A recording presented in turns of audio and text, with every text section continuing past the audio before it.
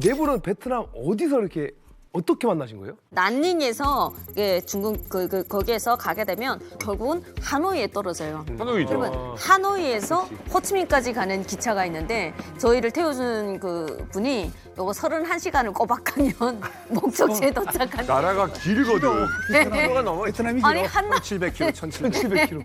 우리 말도 모르는데 어떻게 해요? 우리 둘만 가면 어떻게 해요? 했더니 괜찮다고. 사람들이 그 너희들을 다 사진이 갔으니까 이때 알아서 그냥 다 택하니까 가만히 있기만 해라. 똑같은 21살 동갑내기가 두려운 거예요. 20대니까. 네. 그래서 거기를 31시간을 꼬박 해서 갔는데 정말 제가 간 3월 31일 날에 거기 호치민에 떨어졌는데 그때가 우리를 말하면 삼복도예요. 와, 제일 더울 때. 이게 가장 더운 시즌에 한 40도, 50도 되는 것 같아요. 그냥 불안이 떨어지면 그냥 있겠더라, 바치지 하고. 그런 더위 속에, 엄마, 숨이 안 쉬어. 와, 여기 사람이 사는 곳이거든. 사람이 분명히 많더라고요. 와, 살긴 사나 보다 기가 차가지고 그랬는데 저희를 데리러 두 분이 오셨더라고요. 두 명이 왔으니까 두 명이 와가지고 각자가 오토바이 타고 가야 된다 해서 우리 운명이 여기서 갈리는 건가? 여기서 또 팔리는 건가? 별의별 생각 다 났어요. 근데 마침 같은 집으로 데리고 들어가더라고요.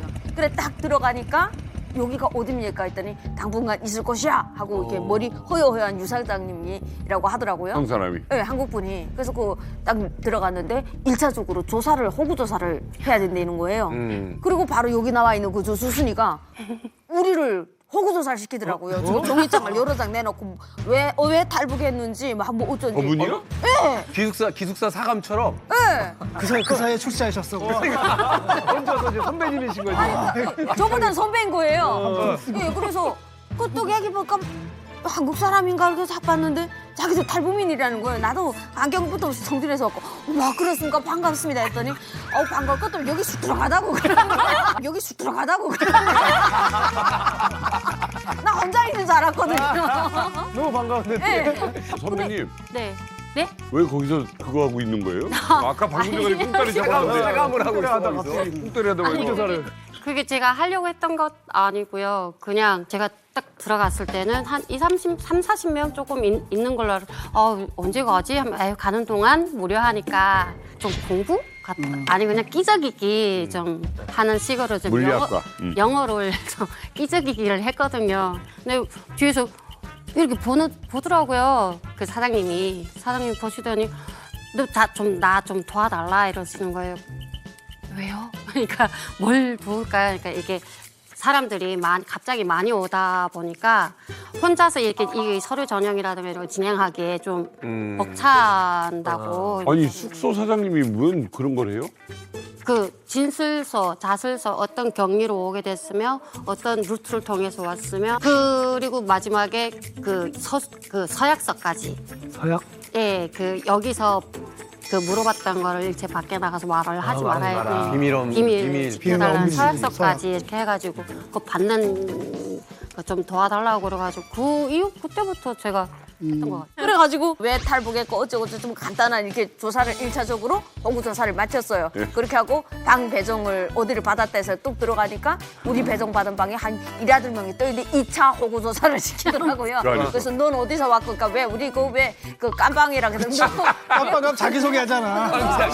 그런 거 있잖아요. 네, 세리머니. 안녕하세요. 나는 이게 사유지에서 살던 애들이 맞나 싶을 정도로 싹 딱 노란 머리 불대가리 딱 해가지고 이래가지고 그냥 짤싹 붙는 그냥 배꼽 딱 내놓고 이렇게 앉아가지고 다 이따가 이제 서로 와 이 분위기가 되게 그 살벌한 거예요. 텃세 완전 신고식.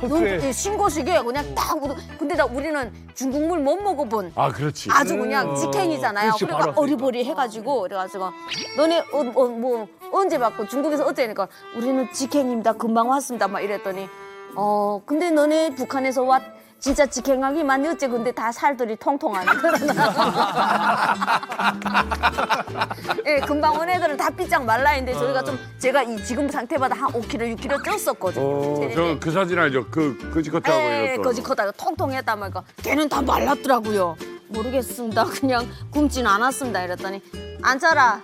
너네 부모 잘 만나가지고 잘 처먹다가 왔구나 이러면서 말이 그렇게 이쁘지가 않더라고요. 예. 그래서 1차적으로 딱 그렇게 군기를 들어가지고 야 선배들의 터세가 장난이 아니더라고요. 그래서 우리는 도대체 언제면 나갈 것 같아요. 이제 언제지 언제 가냐고 물어보더라고요. 이제 와가지고. 이제 와가지고 무슨 소린가. 나는 빨리 떠나고 싶은 거 너무 더워가지고 못 살겠더라고요. 그 정확하게 들어보니까 한 7, 8개월 정도 이 사람들이 있다가 이미. 내 순번이 되게 되면 또 그때 캄보디아로 가서 캄보디아에서 한두 달이 될지 두세 달이 있다가 그때서야 한국으로 가는 비행기를 드디어 탈 수 있다라는 거예요. 어마 나는 있잖아요. 그동안 까무라치고 싶을 때다. 숙소에 몇 명이나 있어요? 정말. 예? 숙소에 몇 명이나 있어요? 저희가 있는 숙소는 한 50명 정도 있는데 이런 숙소가 한 100명씩 되는 숙소가 한 4-5군데 있다고 그러더라고요. 요 인원만 빠지면 내 순서 되나 했더니 무슨 소리라니. 이런 숙소가 한 4-5군데 있다더라. 그 사람들 가고 이제 저도 부럽고가 2달이면 간다고. 진짜. 또 다 삽니다. 100달러 준비해라서 100달러면 넉넉히 쓴다고 3개월은 쓴다 하길래 가지고 갔는데 너무 오래 걸리니까 야 이거 큰일 났다 이거 애 젖도 다 떼는데 큰일 났네 이거. 아 간식 줄 돈도 없고. 한국에 많은 걸 보고 어땠어요 느낌이? 거기 갔더니 너무 많아 사람들이. 놀랐죠. 저도 그러니까 애기 엄마 칸이 따로 있었어요 1층에. 근데 다 차갖고 나를 애 없는 방에 내가 단독으로 들어갔죠 그냥. 애 엄마 방에 다 찼으니까. 배현석 씨 궁금한데? 이제 여기까지는 형제같이 왔어요. 왔지만 여기서부터 특별대가 없는 것 같은데? 네, 그렇죠. 제가 일단 베트남에 와서 이세 분들하고는 제가 다른 숙소를 썼고요. 와서 아버지는 아버지 따로, 저 따로, 다음에 어머니랑 동생 따로 이렇게 숙소에 세 곳으로 가족을 이렇게 해놓은 거예요. 그러네. 그래서 아버지는 근데 며칠 있다가 그냥 국정원에서 와서 가셨고, 한국으로. 네, 한국으로 먼저 오셨고, 그러니까 어머니랑 동생이랑 저만 베트남에 있었는데. 제가 묵었던 숙소는 제가 들어가니까 남자가 한 40명 정도? 근데 저희는 40명이 같은 방을 썼어요. 한 방을. 네, 한 방인데 그게 약간 지금 표현을 하자면 그러니까 태권도 도장이나 약간 아 그런 그 표현을 지금 비교를 하자면 그런데다가 어떻게 보면 숙소 그러니까 침낭 같은 거 이렇게 깔아주고 매트리스 안에 같은 접는 거 있고. 근데 내무반처럼 딱딱하지 않아. 그런 생각을 진짜 처음 해봐가지고 네, 그때 가서 좀 황당했었거든요. 근데 그때까지만 해도 제가 평양에서만 살던 이렇게 약간 우물 안에 개구리였어가지고 좀 약간 충격을 좀 많이 받았던 것 같아요. 거기 계신 분들이 그냥 뭐 김일성, 김정일 이렇게 세 글자로만 얘기하는 것도 저는 듣기가 굉장히 장군님이 아 장군님 일성이가. 저희가 위대하신 왜 그럴 수밖에 없냐면 제가 외국학원 다녔다 그랬잖아요. 근데 외국학원 저희가 신입생으로 입학을 하면 알파벳도 모르는 애들한테 제일 먼저 가르치는 게 위대한 실험 김성대 원수님 고맙습니다. 위대한 영자 김정일 원수님 고맙습니다. 이거를 자기 전공 외국어로 알파벳도 모르는 애인데 외우게 하는 거예요. 무조건. 네. 그래서 학교 등교를 했을 때 그걸 못하면은 맞았어요. 뭐 어느 나라 말로 했어요? 저는 일전공이 러시아어였어가지고 한번 해줄 수 있어요? 뭐 스파시바 류비미아 치에츠 게너럴리스무스 김일센 하고 뭐 스파시바 웰리케 루카바지질 마르샬 김종일 이렇게 존경하는 말은 아닌 것 같은데. 감사합니다. 감사합니다. 러시아 말이 약간 욕같은 장군님, 원수님 감사합니다.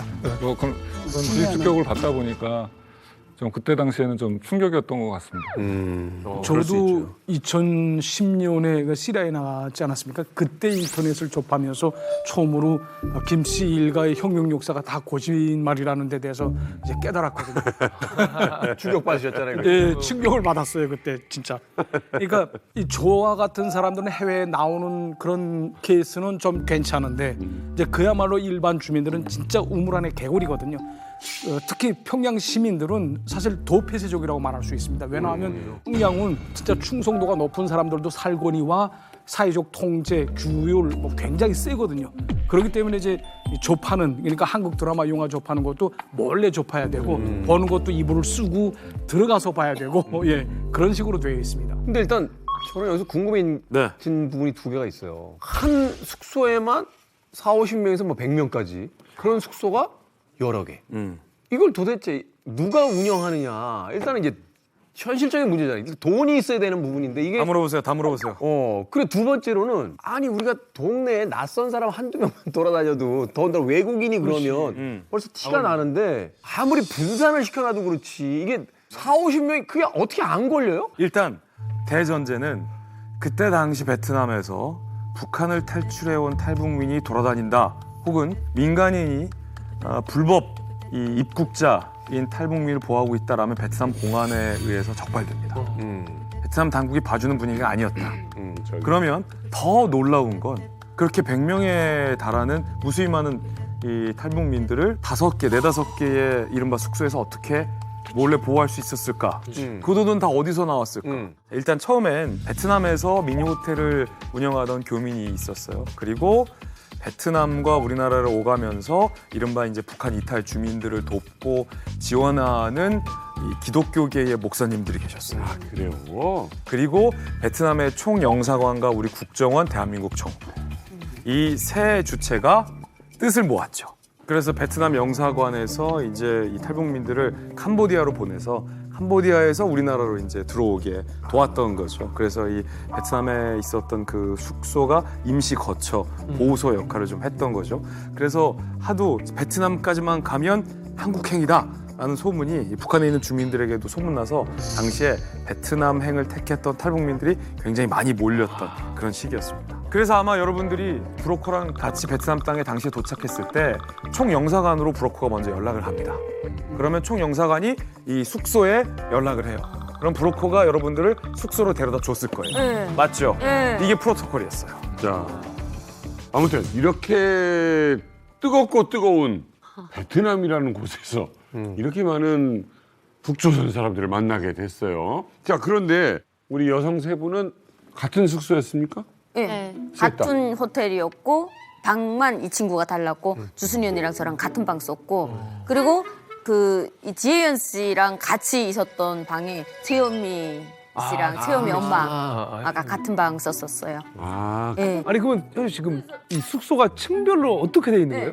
그러니까 일단 제가 지금 기억하는 거는 딱 들어가니까 4층짜리 건물이었어요. 예, 1층에는 일하는 사람들과 그다음에 식당이 있고 로비가 있었고 그다음에 2층에는 우리를 보호해주고 계신 사장님 내외가 사는 방이 하나 있었고 그 방에도 또 다른 그 같은 2층에도 또 다른 탈북민들이 사는 방이 하나 있었어요. 방이 또 다르고. 예, 있고 그다음에 우린 그 방이 아닌 게 얼마나 다행이에요.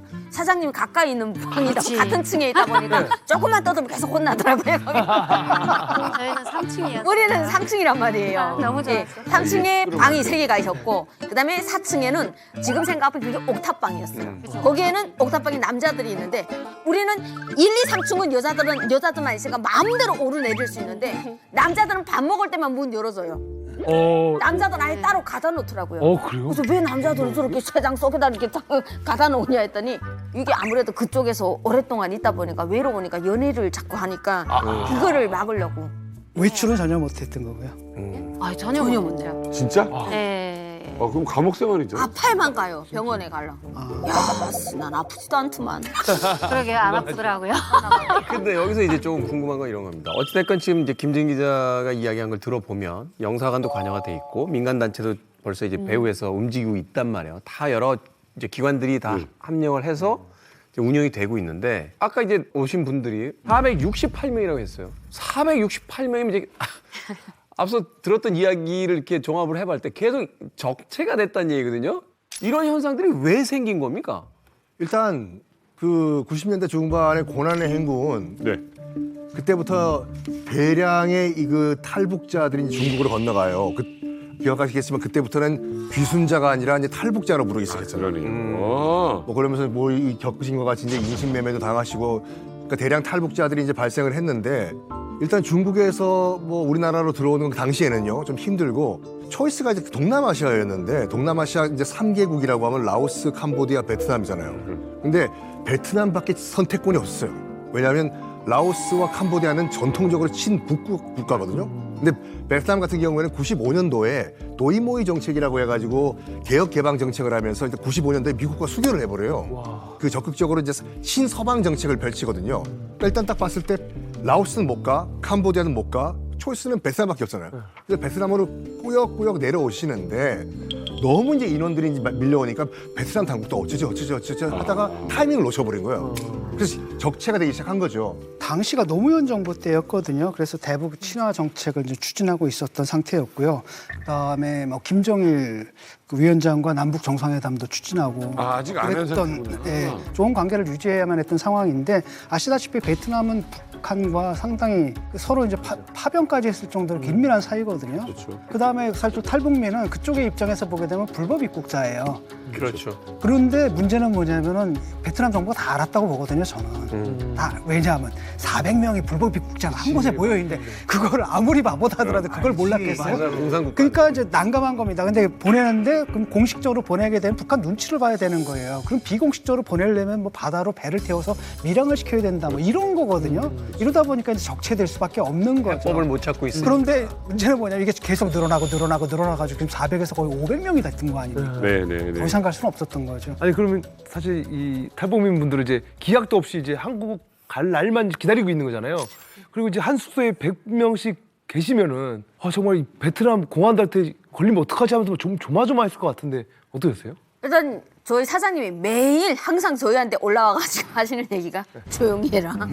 웃지 마라. 왜? 떠들지 마라. 왜냐면 우리 존재가 이렇게 많은 사람들이 한두 사람도 100명 가까이 되는 사람들이 이 숙소에 있는데 한두 사람이 떠들기만 하게 되면 괜찮은데 저 아래층에서도 떠들고 위층에서도 이 각층마다 사람들이 저저마다 떠들면 동네 사람들한테 이 주변 사람들한테 금방 발각이 된다. 날씨가 더우니까 창문 다 열어놓고 살잖아요. 베트남이 더우니까 왜냐면 에어컨이 분명히 있었거든요. 근데 신참들은 더워 죽겠는데 얘네들이 한 7, 8개월 살다 보면 이 나라 날씨에 적응이 돼. 고참들이 이제 나는 더워 죽겠는데 얘는 춥다고 에어컨을 야속해 죽겠어요. 예, 그래서 문을 항상 열어놓고 있다 보니까 우리는 항상 자는 것도 9시 반이면 지치말하고 불 끄고 그리고 큰 소리가 나기만 하게 되면 사장님이 이렇게 플라스틱 차 있잖아요. 이런 거 들고 와요. 때릴라. 그래서 항상 매 맞는 사람이 준비되어 있어요. 왜냐면 안전 때문에. 우리 지혜 언니가 항상 웃음소리 커가지고 말하는 것도 크고 웃는 소리는 정말 탱크가 지나가요. 그러니까 너 이 120명 가까이 되는 이 사람들 너 죽이고 싶냐? 너그 웃음을 참아라고. 그래서 한번 좀 맨날 혼났어요. 슬픈 것도 힘들지만 웃음 참는 거지.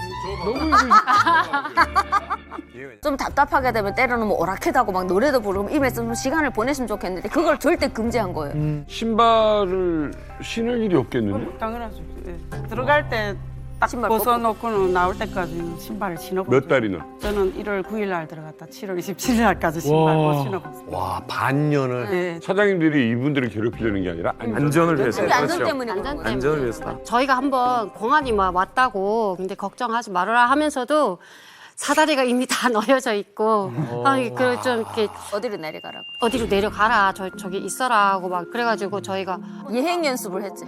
한두 사람인가 왔다 갔는데 혹시 이게 좋은 쪽으로 풀릴지 안 좋은 쪽으로 풀릴지 우리도 아직 장담 못 하겠다. 그러니까 만약에 안 좋은 쪽으로 풀릴 경우에는 이렇게 내가 문 열어서 시간을 볼 이렇게 테니 가야 된다. 이쪽으로 내려가라. 여기에 사다리를 놓고. 그래서 좀 우리 젊은 애들이 있는 친구들이만 있는데 와가지고 그런 얘기를 하셨었어요. 그래서 저희도 그 훈련 같은 걸 했었습니다. 원래 옥상에 숨는 곳이 있었는데 옥상에 올라가서 문을 잠궜는데 옥상 문까지 열려고 하면은 비상 사다리 같은 게 있었거든요. 그걸 타고 내려가라.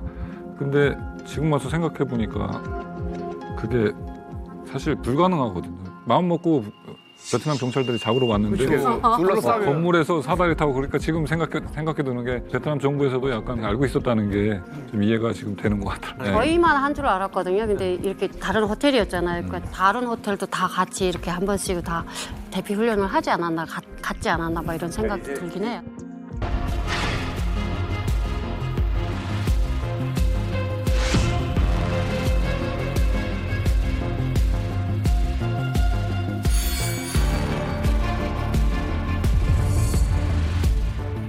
평소와 다름없는 날이었어요. 근데 갑자기 경찰복을 입은 사람이 무장까지 한 사람이 한 두세 사람인가 들어왔어요. 근데 우리는 그 사람들이 베트남어를 하니까 무슨 말을 하는지 모르고 오직 우리는 사장님 얼굴만 보는 거예요. 네. 사장님 어떤 표정을 하고 있는지 안정감을 갖고 있는지 불안해하는데 얼굴이 까매져 있었어요. 우와. 예, 그러니까 우리는 더 무서운 거예요. 근데 나 경찰차도 저기서 삐걱삐걱 하는 게 보인단 말이에요. 그러니까 우리는 정말 도안의 둔지가 돼가지고 과연 우리 운명이 어떻게 바뀔까? 오직 그냥 저 사람이 간 다음에 사장님이 어떻게 얘기를 하고 있어서 방에 들어가 있으라 해가지고 방에 돌아올라가지고 되게 불안한 마음으로 제발 별일이 없기를 벌일이 없기를 막 마음속으로 기도하면서 그리고 기다렸던 기억이 나요. 누군가 신고를 했을까? 그러니까 별의별 생각이 다. 별의별 생각이 다 들겠어요. 어느 숙소에서 문제가 생긴 거 아닐까? 아, 서로가 모르니까 예, 연결이 예, 안 예, 되니까. 당시 공식적으로는 베트남 정부가 수백 명의 탈북민이 이렇게 4-5개의 숙소에서 보호되고 있었다는 걸 공식적으로 베트남 정부 모르고 있었어요. 알고 있었던 게 아니에요. 모르고 있었어요. 감쪽같이. 네, 그리고 그 정확한 인원과 규모와 이 팩트 자체를 베트남 정부가 모르고 있었죠. 베트남 정부 입장에서는 불법 입국자 수백 명이 한국 정부의 조력도 좀 받는 것 같은 외교적인 문제를 삼을 만한 그런 상황이었던 거죠. 그래서 그때 당시에 베트남 공안이 들이닥친 거예요. 매우 정확하게, 매우 긴박하게, 매우 위급하게.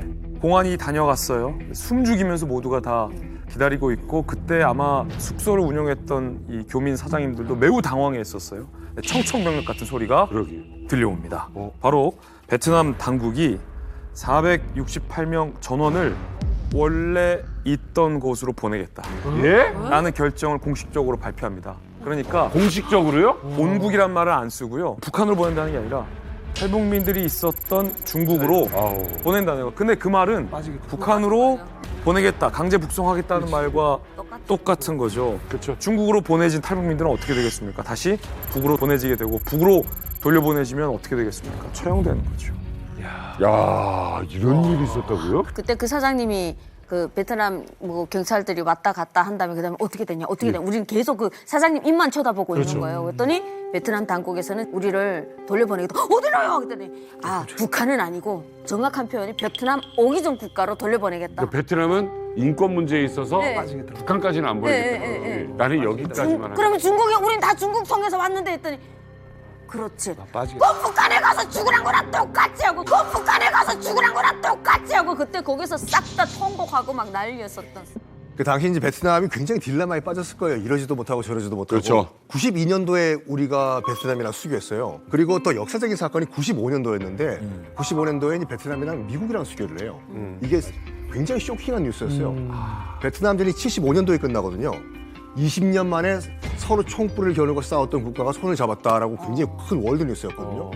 그만큼 베트남은 적극적으로 서방 세계에 어필을 하려고 하는 이 상황에서 지금 북한에서 지금 탈북민들이 이제 거의 500명 가까이 와 있는데 당연히 북한으로 북송을 못하죠, 바로요. 어떻게 할까 하다가 고육지책으로 내놓은 방안이 원래 출발한 국가로 보내겠다라고 약간 타협점을 찾은 것 같아요. 그게 그거죠? 그게 그거예요, 솔직히. 중국 가면 북한으로 바로 끌려가잖아요. 그렇죠. 진짜 탈북민들의 심정은 진짜 어떻게 보면 사형받은 듯한 어떤 그런 심정이었을 것 같은데. 그럼요. 이건 죽는 길이죠. 네, 이대로 그냥 베트남으로 추방되는 건가요? 그래서 우리 정부가 일단 화들짝 놀랐죠. 그래서 베트남과 물밑 외교 협상을 시작합니다. 우리 국정원 요원들이 현재 대거 파견이 됩니다. 그래서 저 이만갑에서 당시에 베트남 현지로 파견돼서 이 468명을 구출하는데 공헌을 세운 인물을 만나고 왔습니다.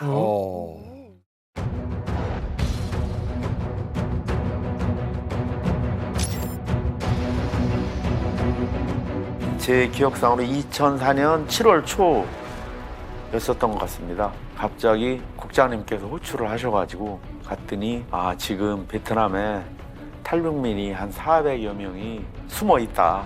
숨어 있는데 이 친구들이 탈북민이 맞는지 아닌지 이거 빨리 규명을 해야 되니까 조사단장은 당신이야. 신문 베테랑들 4명을 당신이 직접 선발해서 빨리 출장 준비하라. 그런 지시를 받았습니다. 저분이 대한민국에서 북한 탈북민을 가장 많이 본 분이에요.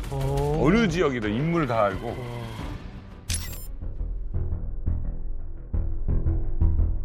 베트남에 이제 도착을 해보니 진짜 저도 깜짝 놀랐습니다. 그 우리 현지 교민들이 안전가옥 5개소를 운영하고 있었거든요. 1개소당 탈북민들이 한 80여 명 정도 수용이 되어 있었는데요. 베트남 공안당국 몰래 우리 그 현지 관리인들이 운영을 하다 보니까 밖에 나가지도 못하고 탈북민들이 그 방 안에만 계속 생활하다 보니까 탈북민은 탈북민들대로 너무 힘들어하고 막 그런 상황이었습니다.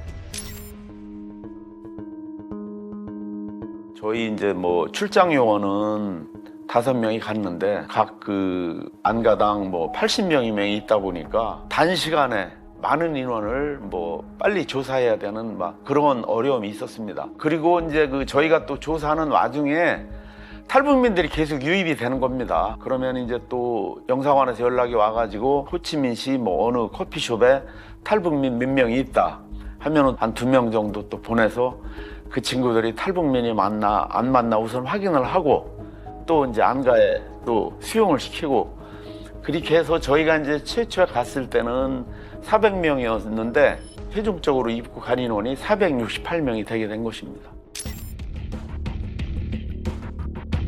우선 조사관 2명씩을 안전구역에 이제 배치를 하고 저는 이제 왔다 갔다 하면서 그 조사 내용 이제 확인하고 그런 형태로 조사를 했습니다.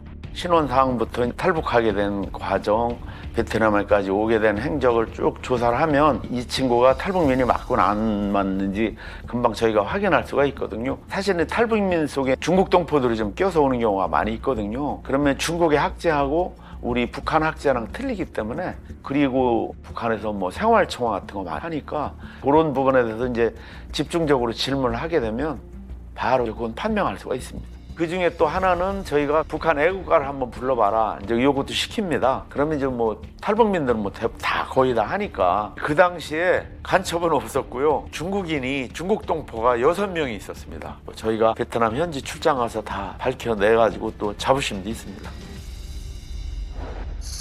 국정원이라는 게 그러니까 북한의 보위부와 비슷하잖아요. 근데 뭐 옆판에 소문에 있어서. 북한의 뭐 카더라 소문에 의하게 되면 과거에는 안기부잖아요. 안기부 놈들이 되게 악독하고 악랄하기로 유명해 왔기 때문에 그 악독한 놈들이 우리를 조사하러 온다 하니까 조금 떨리기도 했었어요. 그런데 조사를 딱 1차 조사를 이렇게 베트남에 와서 딱 하는 순간에 말투 그다음에 그 쓰는 어휘가 북한의 보위부들은 야 뭐 해라 바로 반말이 들어가요. 근데 이 사람들은 존칭을 쓰더라고요. 성함이 어떻게 되십니까? 아 그러겠습니까? 이러니까 야 우러러보게 되더라고요. 너무 말투에 약한 것 같아. 네.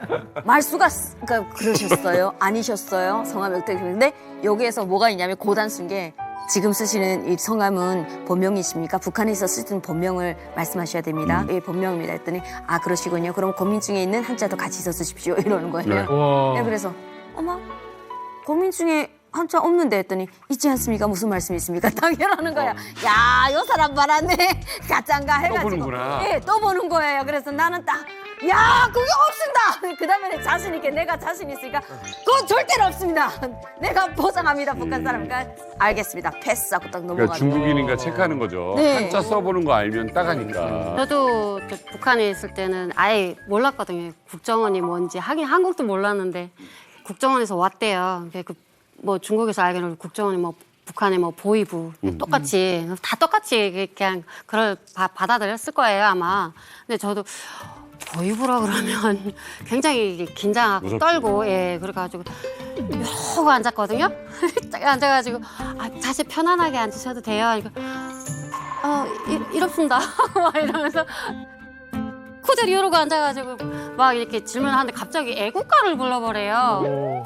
근데 나 이게 하얘지면서 애국 한 개도 생각이 안 나는 생각 전혀 안 났어요 진짜. 이거 못 부르면 내가 못 가다 막 이런 그런 거에 막 돼가지고 내 애국가를 지금 못 부르겠다고 기억이 안 난다고. 그러니까 아 그러면 일단 릴렉스 좀 하시고 좀 조금 이렇게 마음을 좀 안정 좀 하라. 그러니까 입술이 막 더더더 떠니까 그래가지고 해가지고 다 이제 애국가 기억나십니까? 라고 물어보시는 거예요. 그래가지고 전혀 기억이 안 납니다. 그러니까 아 근데 내 김일성 장군님 노래랑 김정일 장군님 노래는 안다고 그거 불러도 되냐고 막 애원하다시피 진짜 나 북한 사람 맞으니까 좀 봐달라고 그랬던 기억이 그래요. 나요 진짜. 얼마나 떨었겠어요 또. 진짜 많이 들었어요 진짜. 그때 당시 베트남 정부가 우리 정부에게 그렇게 많은 시간을 주지 않았었어요. 그리고 그때 베트남이 여차하면 원칙대로 하겠다라고 하면 외교적 노력도 허사로 돌아갈 수 있었던 그 리스크가 있었거든요, 분명히. 그래서 이 교회와 또 우리 정부의 어떤 비공식 로비도 베트남 정부를 향해서 굉장히 많이 했던 그런 상황이었는데 베트남 당국이 우리 정부에게 요구했던 게 크게 2가지였어요. 한 번에 다 모셔가라. 한 번에. 빨리 500명에 가까운. 네, 두 번째는 비밀리야. 라는 거였어요. 그래서 대통령의 보고가 돼요. 대통령 이하 결정합니다. 468명을 한 번에 데려오자. 베트남 정부에서도 이걸 오케이 하게 됩니다. 그래서 탈북 역사상 전무후무한 468명의 단체 입국이 결정되게 된 거죠.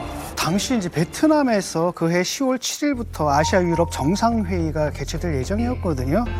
그리고 거기에는 우리나라 대통령인 노무현 대통령도 참석할 예정이었습니다. 그러니 그 회의가 열리기 전에 이 문제는 일단 해결이 돼야 되지 않겠습니까? 그래서 노무현 대통령 자신도 그 문제 해결에 대해서 굉장히 압박감을 느끼고 있다라고 얘기한 바가 있고요. 또 다른 한편으로는 만약에 이걸 갖다 중국으로 추방해봐. 그럼 뭐가 되겠습니까?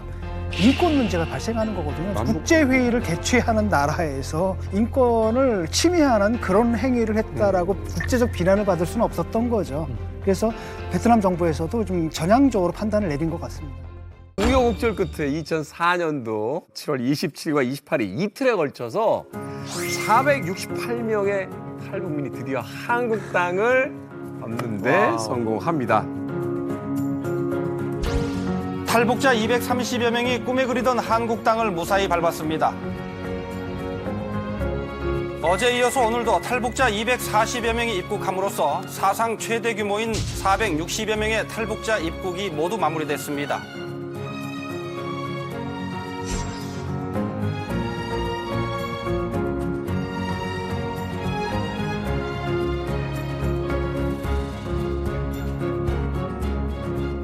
그날을 다시 한번 생각하면서 무사히 한국에 오신 여러분들에게 다시 한번 박수를.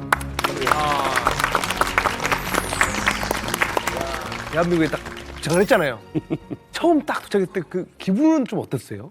대한민국이 이 영예에 들어섰습니다 하면서 그 기장님의 그 멘트가 비행기 안에서 멘트가 그때 되게 울컥했어요. 여러분들 그토록 오고 싶었던 대한민국 영예에 지금 들어섰습니다. 근데 와! 그다음에는 막 있잖아요. 또 막 설레고 막 그다음 점점 낮아지고 있고 막 이러는 데 있잖아요. 그때 막 울컥하고 막 대한민국 만세 부르고 막 어떤 애들은 울고 야 여기 대한민국이란 말인가 막 이런 그때 그 이 감동이 그 순간까지 안 믿는 사람 있지 않았을까? 있었어요.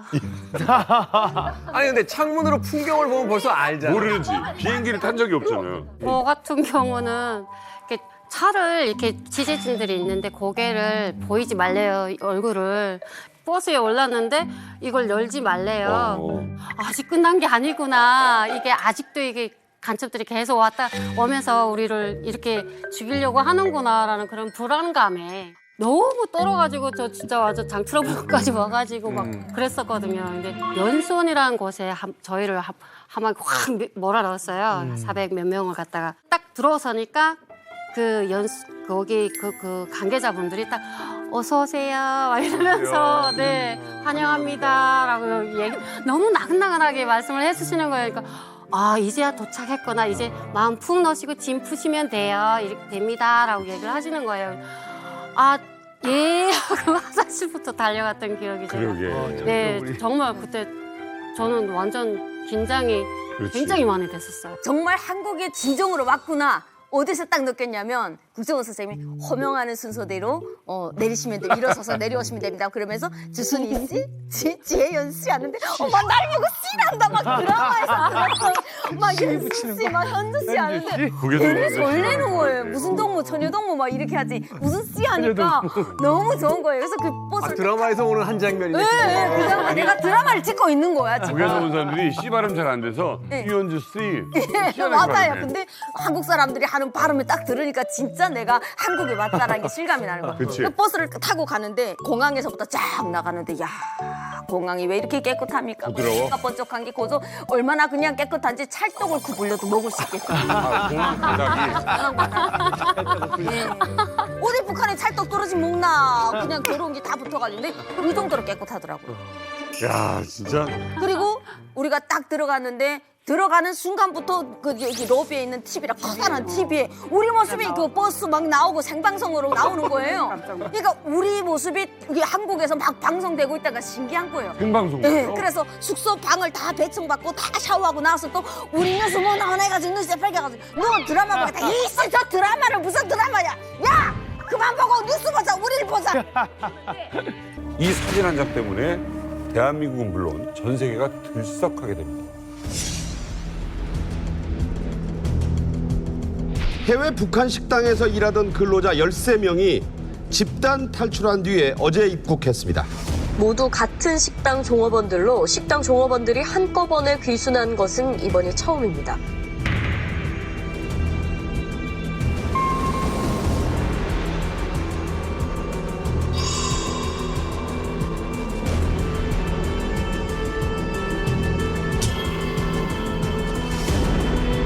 정부는 이들의 의사를 존중하여 인도적인 차원에서 받아들이게 됐습니다.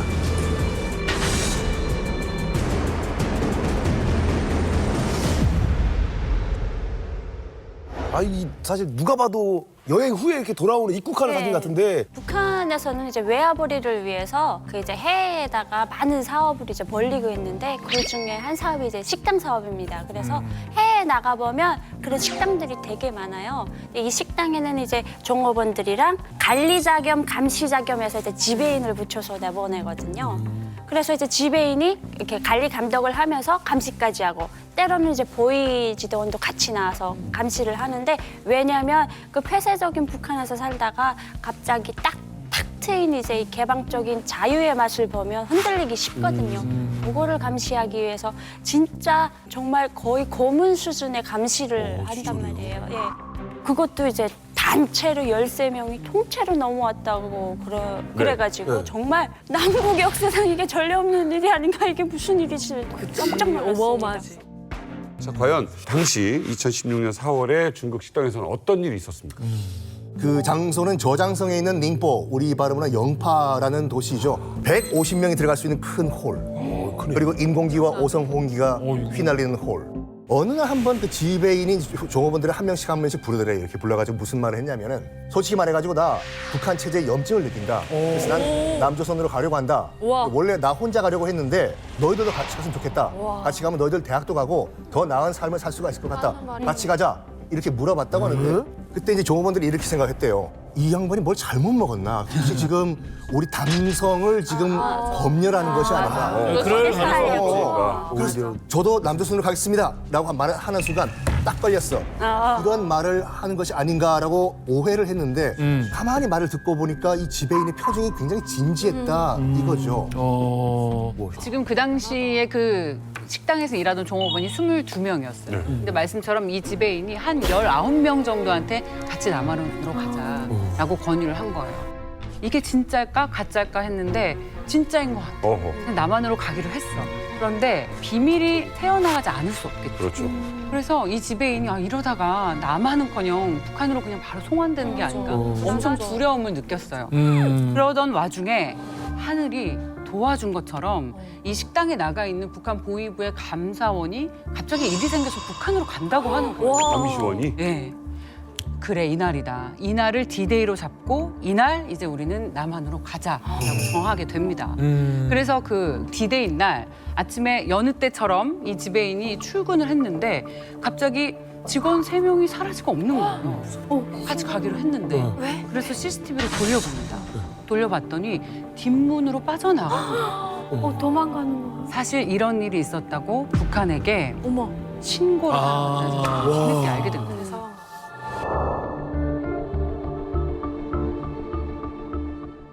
그 사람 저희가 긴급 수배했습니다. 그때 당시에 한번 상황에 대해서 들어보도록 하겠습니다.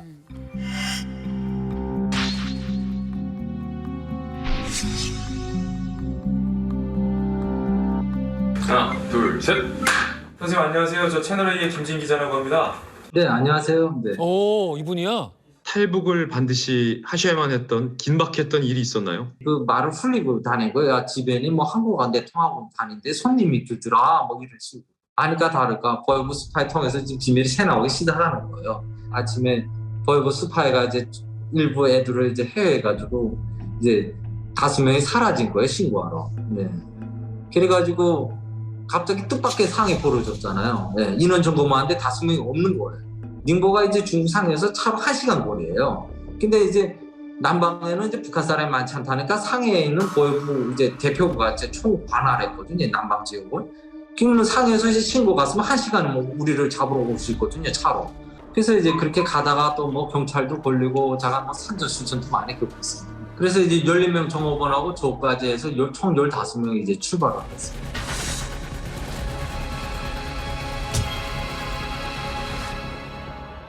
저는 처음에 뭐 탈북하면 중국에 있는 한국 대사관 들어가면 되는 줄 알았어요. 그랬더니 이제 저하고 이제 일하던 사람이 그러더라고요. 한국 대사관에서 못 도와준다. 웬만해서 한국으로 잡아러 와라 그러더라고요. 그러면 내가 도와줄 수 있다 그러더라고요. 그 사람이 이제 싱가포르하고 말레이시아가 한 달 무비자로 가능하대요. 그래서 이제 그 말레이시아 한시 비행기를 저희가 끊었죠. 새벽 1시. 당시에 이제 당사자들은 언론 노출을 피하고요. 공개적인 활동을 굉장히 꺼리고 있는 상황인데 우리 이만갑 제작진에게만큼은 소통을 하고 싶다. 의사를 전해왔습니다. 무려 6년간 칩거했던 사건의 당사자죠. 그분과의 단독 인터뷰. 그날의 진실은 과연 무엇일까요?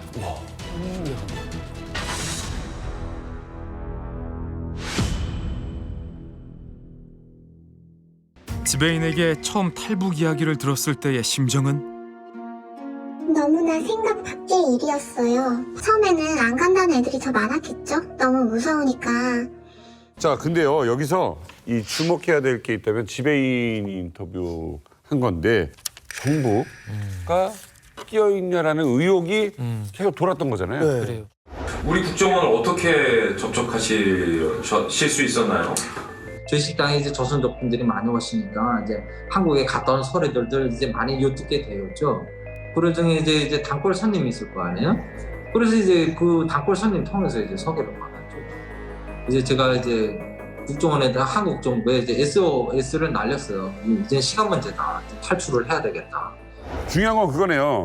이들이 대한민국으로 오겠다라고 맘먹었을 당시에 조력자가 있었습니다.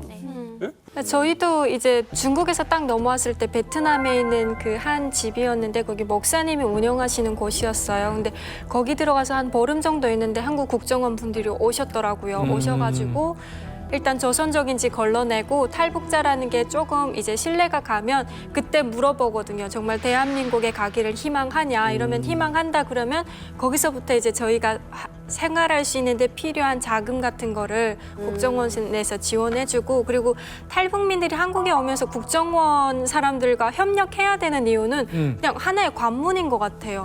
국정원에서 저희를 회유하는 게 아니라 대한민국 국민이 되기 위해서는 국정원이라는 그 관문을 저희가 통과해야지만 들어갈 수 있는 의례적인 곳인 그러면 거예요. 두 분 말씀은 그런 거네요. 공통적으로 탈북하는 과정에서 이게 계획이 아니라 무조건 국정원의 필수예요. 계획 탈북이 아니라 필수죠. 일종의 인지가 된 상황에서 약간 관문처럼 진행되는 것들이 거죠. 있다라는 부분을 지적을 하신 거죠. 저희 같은 경우는 캄보디아까지 베트남에서 또 넘어왔어요. 그럼 캄보디아 공항에 갔더니 국정원 분이 오셔가지고 여권을 주셨거든요. 그게 마지막이었어요. 그리고 한국에 와서 봤거든요. 그렇게 의사가 확실하면 국정원에서 도와주는 거죠. 4월 5일 탈북 날짜는 어떻게 정해진 건가요? 날짜에 관한 거는 우리가 아무도 몰랐고 그런데 4월 5일에 3명이 갑자기 도망갔잖아요. 지배인이 한국 갈 건데 안 가겠으면 말라 해서 2명은 또 안 가겠다고 하고 근데 3명이 없어졌으니 우린 이제 잡히면 다 죽는다. 마지막에 가는 날에 알게 된 애들도 있고 그 상황에선 자기 혼자 도망을 갈 수도 없고 그냥 딸려온 사람도 있는 거죠. 그렇죠. 얼떨결에.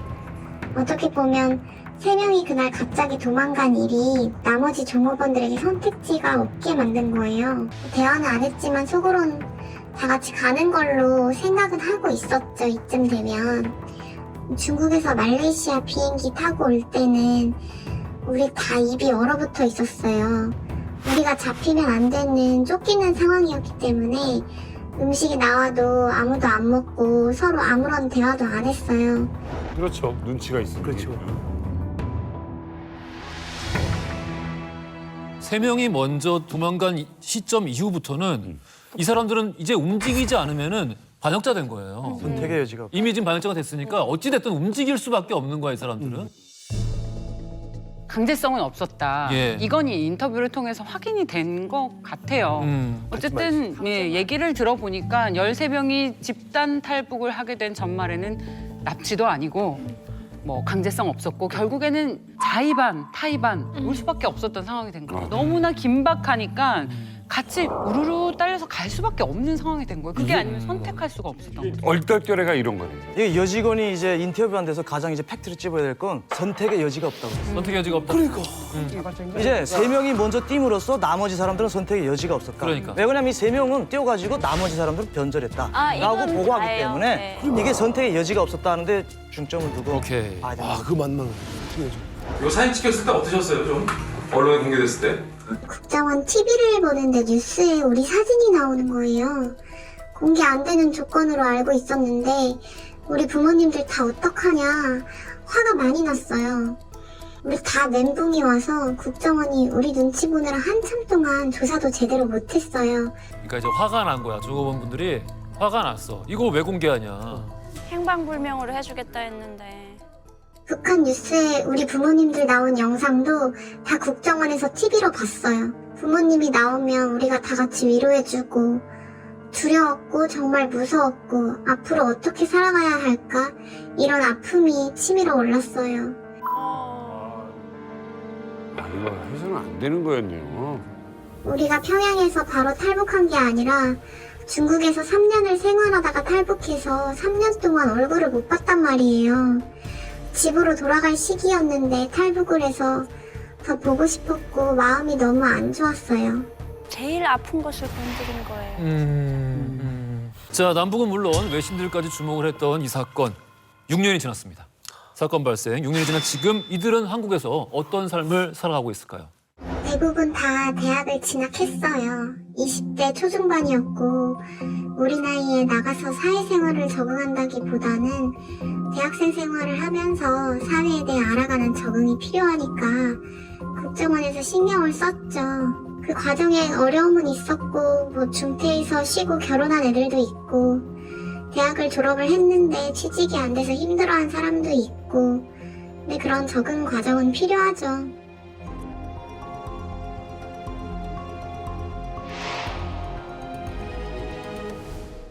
그런데 자유를 찾았고 돈을 쓸 수 있는 만큼 번다고 해서 잘 산다고 할 수 있을까요?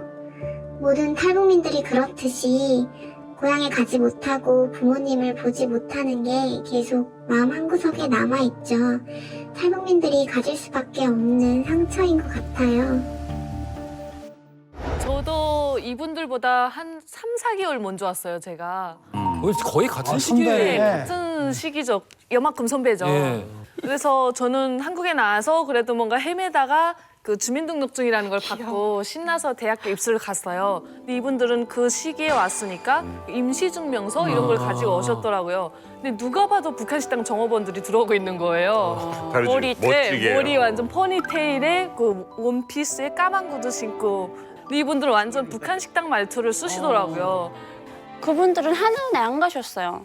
왜요? 이제 하나원 갈 때 그 국정원에서 이제 보내는 버스에 이제 딱 탔는데 이제 제가 누가 보기에도 이제 북한 식당 종업원 같지 않습니까? 그러니까 이제 모든 시설이 13명이야. 너 13명이야. 저도 대학교 다행히 전기간 사람들이 저보고 13명 중에 1명이지 이런. 이게 나 아니라고.